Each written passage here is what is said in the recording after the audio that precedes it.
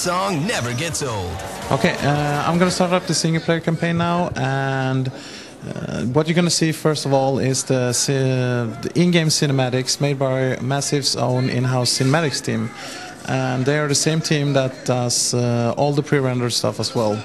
So basically we have these in-game cinematics is on all the maps throughout the whole campaign, and they go from mission briefings all the way down to what we call soldier perspective, which is when something really cool happens on the map, we cut in and you get to see it from the soldier perspective, running around trying to get safety or whatever it can be.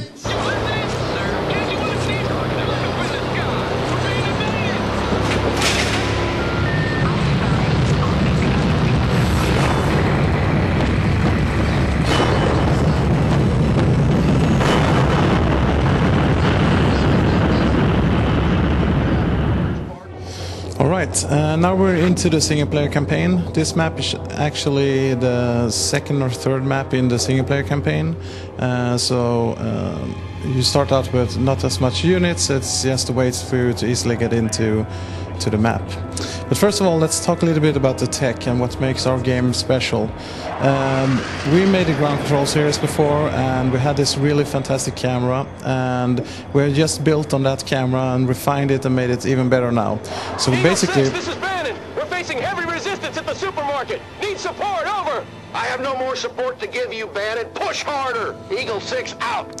So basically what we are doing is that we're controlling the camera as you would any first-person shooter game with the WASD keys, and you can rotate the camera in all angles and all axes to look around. You can even use the scroll wheel to have mouse look. If you press and hold, you control it exactly the way you would any first-person shooter game. And of course we can scroll all the way up and get a great view of the battlefield as we go along, and we could scroll really close in and get this really fantastic detail. It's almost like it would be in any first-person shooter game, and you can look at the details on the cars and vehicles, the characters and the soldiers and everything. So let's move on and talk a little bit more about the tech.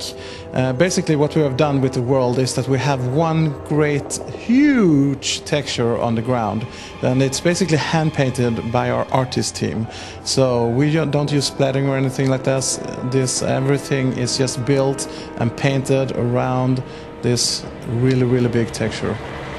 And we also have something we call mass grass, which is basically grass for all our levels, and we're using, as I said before, really high detailed environments.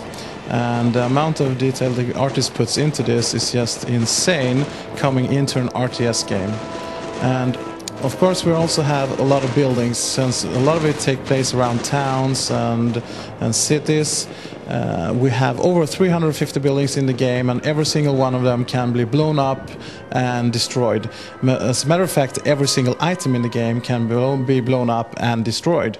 So you're going to show you a bit of that later on. We also have volumetric cloud system, which just give a new depth to when you control the camera up and down. You really get a feeling for it that there's a depth in height system as well. And of course it's nice to have clouds moving on the map, just not painting into the skybox anymore. And we'll have the water effects. Our tech team has been working really hard on making the water just look fantastic.